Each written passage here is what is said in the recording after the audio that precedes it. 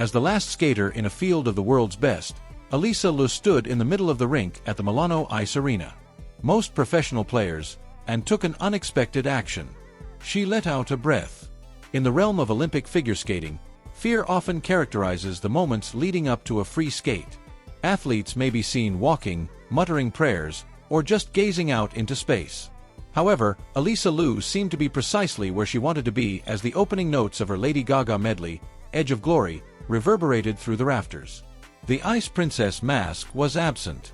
The grin was not artificial. Music. Only a 20-year-old with raccoon-striped hair was prepared to declare that the sport's previous regulations were no longer in effect. The ensuing musical performance was a masterwork of contemporary rebellion. She did not just land her leaps. Music. The detractors who said that she would be too rusty for the Olympic stage after a 2-year break were silenced by her technical intensity throughout her performance. The stadium erupted in a manner Milan hadn't seen throughout the whole games as the music surged into the last chorus and Alysa made her final stance. Reality hit in as the Jumbotron score finally displayed music. It had been done by Alysa Liu. She had triumphed against the current Japanese world champs. She had put a stop to the American women's 24-year gold medal drought. More significantly, however, she had accomplished the most implausible full-circle run in Winter Olympics history. This was more than simply a gold medal for a nation. For a girl who had previously abandoned everything because she was having trouble breathing, it was a gold medal. You must comprehend the girl who left at the age of 16 in order to appreciate the significance of this gold medal. Alysa Liu was the pinnacle of the American skating establishment before to becoming the renegade queen of Milan. She made history at the age of 13 by becoming the youngest American national champion in history. Music. Before she was even a teenager, her father reportedly contributed more than $1 million to her career. In the same program, she became the first female American to land a quad and a triple axel. She was a sensation on paper. She was really a prisoner of her own achievement. According to the BBC and The Guardian, a strict, almost mechanical expectation of excellence in music characterized Alysa's early career. Her existence consisted of homeschooling in the back of a van and 500 a.m. wake-ups. The Ice Princess persona was disintegrating by the time she arrived to the Beijing 2022 Olympics. She subsequently said in unvarnished interviews that she was secretly counting down the minutes until she could resign, even as the world saw her place a respectable 6th in Beijing. She famously said that she secretly hated skating. In China, she wasn't aiming for a podium. She was trying to find a way out. She believed that the sport had stolen her youth and substituted a scorebook for it. Thus, the 16-year-old phenomenon performed the unimaginable a few weeks after the 2022 season concluded. She went into retirement. She announced to the world that she was finished, put her skates in a cupboard, and vanished into everyday life. The majority of specialists believed that to be the conclusion. An example of too much too soon. Alysa Liu avoided the ice for 2 years. Rather, she had an impact on the globe. She finally experienced the social contacts she had been denied throughout her years of seclusion when she enrolled at UCLA as a psychology student. Instead of the chilled air of a rink, she felt the thin Himalayan air as she traveled to the base camp of Mount Everest. She traveled by car with pals who were unaware of the distinction between salchow and plunder. Throughout this spectacle, she took back her body. The sport of figure skating is fixated on a certain conventional appearance. Alysa flatly denied that. She adopted a look more LT rock than classical ballet, acquired piercings, and colored her hair with striking raccoon stripes. Far apart from the scorecards of the judges, she was living for herself. However, she told CNN that during those years of normalcy, something unexpected occurred. She came to the realization that she hated the system more than the skating. She missed the rush of dopamine from the speed and the sensation of the wind on her face when she was not under strain. She secretly put on her skates in early 2024 to see whether the delight was still there. It was, but she struck a deal this time. It would be on her terms if she returned. Nobody would advise her on how to smile, what to dress, or what to listen to. In that peaceful public rink, away from the Olympic limelight, the Rebel Queen was born. The skating community wasn't convinced when Alysa Liu said she would return for the 2026 season. Her new laid-back demeanor was beyond their comprehension. They didn't get why she was giggling after falls, or why she was bringing anime plush toys to important tournaments. However, Alysa had a hidden weapon, a network of support that she did not have as a youngster.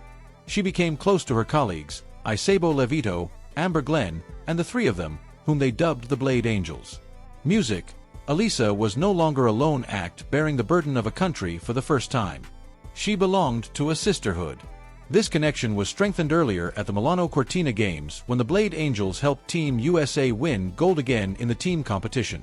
The performance by Alysa served as a sneak peek into the individual final. Bold, emotive, and technically sounding music.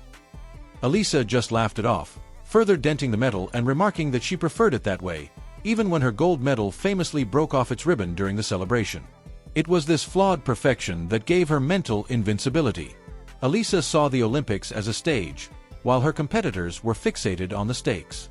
When she gave up at the age of 16, she had already failed by the standards of athletics. She had also lived. She was aware that her worth as a person would not be altered by a bronze, gold, or last-place result. No amount of training could match the psychological advantage she gained from that insight. The pinnacle of this new way of thinking was the Milan individual free skate. Alysa decided to skate to a Lady Gaga medley that including the songs Applause and Edge of Glory. The grandiose orchestral compositions often heard at Olympic finals were a long cry from this. Her performance's technical breakdown was an efficiency marvel. The quadriceps that had previously fractured her body were not her target. Rather, she concentrated on execution excellence. The judges awarded huge extra points for each leap that was landed with a flow out. Her footwork was complex, her spins were focused, and her artistry component scores were the highest in her career. However, the true magic was taking place in the space between the elements. Alysa was interacting with the audience in between the leaps. She wasn't performing for the judges, but for the public. She seemed to be having a great time, which is an uncommon way to characterize an Olympic final, according to the BBC. Just before her skate, Alysa was seen enjoying a bowl of udon and talking to her coaches about an anime she was watching, while her rivals were in the tunnel of doom, concentrating on their anxieties. Her superpower was this unaffected energy, without allowing the top athlete in the world to swallow her soul. She had managed to become the greatest athlete in the world. The outcome seemed certain as Gaga's anthem's last chords rang out. The Olympic champion was suddenly the oopsie queen. Alysa Liu has officially put a stop to the Sarah Hughes curse with her gold medal. Since Sarah Hughes in 2002, no American woman has taken home an individual Olympic gold medal in figure skating prior to Milan. The Russian and Japanese powerhouses have overshadowed the U.S. effort for more than 20 years. However, replicating the systems that had ruled the previous 20 years did not help Alysa win. On the ice, she was the most kind person. Her win signifies a fundamental change in the way the sport functions, according to The Guardian. It demonstrates that mental well-being and lifespan are more than merely desirable traits. They are benefits of technology.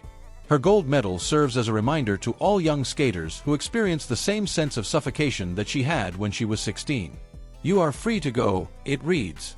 It affirms that life is not limited to the rink. It asserts that your identity is independent of how your axle rotates. After first seeing Alysa as a project, the U.S. Figure Skating Federation now sees her as a hero. However, Alysa maintains her modesty. After the medal ceremony, she told CNN that the gold medal wasn't her favorite aspect of the evening. It was the opportunity to rejoice with her pals and then get pizza. In the history of figure skating, she is the first relatable GOAT. The medal around Alysa Liu's neck isn't the key to her success in Milan. It has to do with the independence she regained. She demonstrated to the world that greatness is not determined by one's capacity for suffering.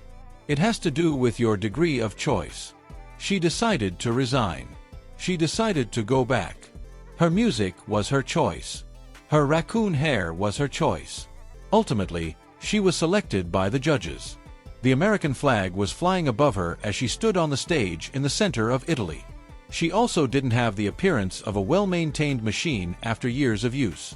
She seemed to be a girl who had experienced 1,000 lives over the course of 2 decades and had at last discovered the one that suited her. Music. It was more than simply a gold medal for Alysa Liu. She regained her life. She demonstrated that a quad isn't the most elegant maneuver you can perform on the rink. It is the choice to be who you are in spite of what other people may think.